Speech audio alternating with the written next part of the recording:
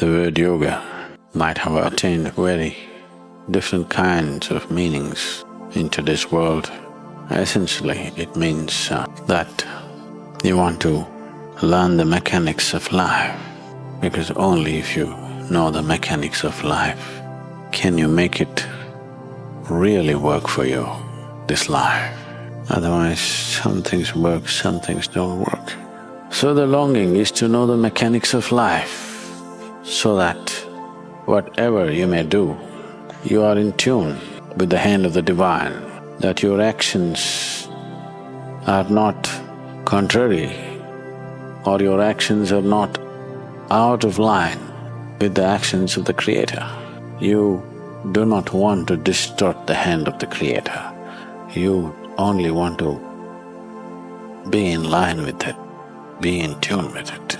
Not the Creator that you imagine in your mind because you have no answer for the creation, the source of creation that throbs in everything. To be in line with that, knowing the mechanics of life becomes essential. So being in line with the forces of creation, not distorting the hand of creation, means we must know how exactly it's functioning, through what means, through what type of mechanics is this happening. Right now, this song that you were listening to, my Muladhara, is just a very poetic expression of that science of knowing the mechanics of life, understanding the 112 chakras and the two which you cannot understand. 114, Muladhara, Swadhisthana, Manipuraka, Anahata, Vishuddhi, Agna, Sahasrara, we will leave it because it's non-physical. The six are very obvious. So leaving the obvious ones, 108, what's the number of beads you're wearing? 108. To enhance those 108, because the six are very obviously there. But this is an unfair thing to say in today's world, because for most human beings, even the six are not obvious. If anybody, he need not know any spirituality, he need not be initiated into anything, he need not know anything. If he has the sense to simply sit in one place, he will become aware of the six. So, the yogis of the past took this for granted and they said -6, 108. 108 because of the 9 planets or 9 celestial bodies which have very big impact on you. You heard of Navagrahas? The 9 celestial bodies which have a very big impact and have a role to play in the making of who you are.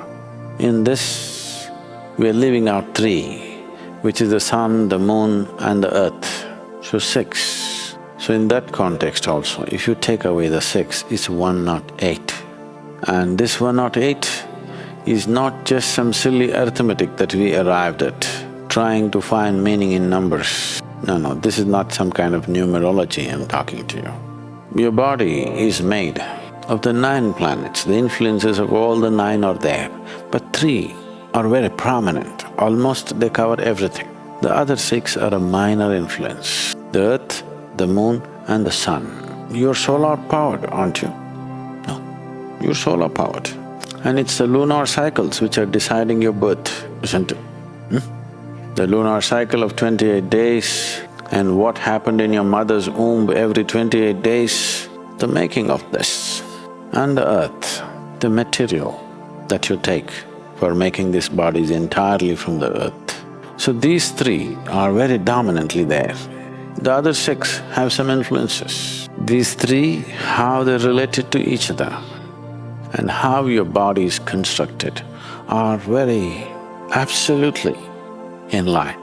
Do you know the diameter of the sun and the distance between the earth and the sun is 108 times the diameter of the sun, and the diameter of the earth, the distance between the earth and the moon is 108 times that of the diameter of the moon.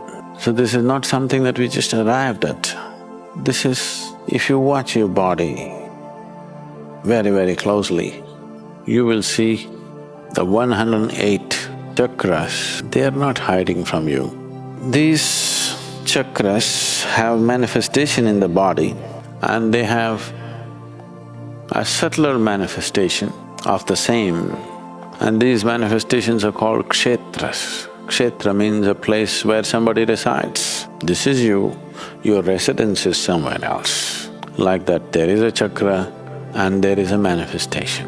The kshetras are external ones, which are called as bahya kshetras, internal ones, which are known as antar kshetras. There is a home and a holiday home. So if you're at home, you will be one way. Generally, the mundane occupies your time and life. Cooking, cleaning, fixing, mostly goes in this. When you go to your holiday home, even though there also cooking, cleaning is there, mundane does not occupy the whole of you.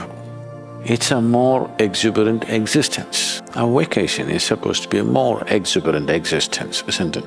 A home in the mountains is supposed to be more exuberant existence, though it may be physically more taxing actually than being at home. The reason why you went to another home away from a home is you still want to know the coziness of a home. You don't want to stay in a hotel, but you want a more exuberant existence. Creator provided for all that. You can be in the chakra not so vibrant, just sleeping. You can be in antar kshetra, you have a home. You can be in bahya kshetra, you can be in a holiday home. Anytime wanting to go back home is not a problem. You can always step back. Getting them to their… graduating to a place where they own a home, that they can go there when they want, and then graduating them to a place where they own a holiday home is the work of making a simple human being into an enhanced human being. So the exuberance of who you are, how exuberant your energies are, how lively this life feels within itself, depends on to what extent out of this 108, right? 112. Out of this 112, how many of them have found or built a holiday home, or due to bad economy they have withdrawn to their home? No, money doesn't decide this economy. This economy is essentially decided by energy and intensity. When you become overcautious about your survival process, you see your exuberance will go down. When you're not so cautious about your survival, you're exuberant, because the moment you become cautious to live, not to walk a tightrope or something, just to live. When you become cautious, now life within you understands that he is not the vacation type. He likes to sit in his sitting room, but that also seems too relaxed. He doesn't want to get out of his bed or his kitchen, or worse, his toilet. So, the chakras are the energy points, the energy centers have manifestations, not just the six. I know you're always used to seven chakras, six means, oh, Sadhguru is getting the number wrong. No. Chakras which can be described, defined, understood and worked with are only 112.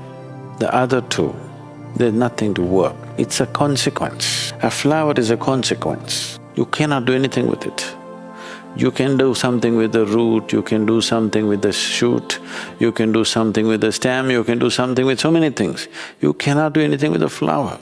It is a consequence. So the other two, out of 112 is all there is. The other two are a consequence which might not have occurred in every human being. Every flower in the garden every plant in the garden has not flowered right now, isn't it? They may be flowering plants, but they have not flowered right now, the consequence is yet to happen. So we talk only about 112 minus 6 because people of the past assumed 6 everybody would know, and minus 6 because of the planetary influences, the 6 are minor. The other three are big, so they spoke about six only. It's the six which need to be nurtured. Seven, no need to do anything about it, so no need to talk about it. When it happens, you will enjoy it.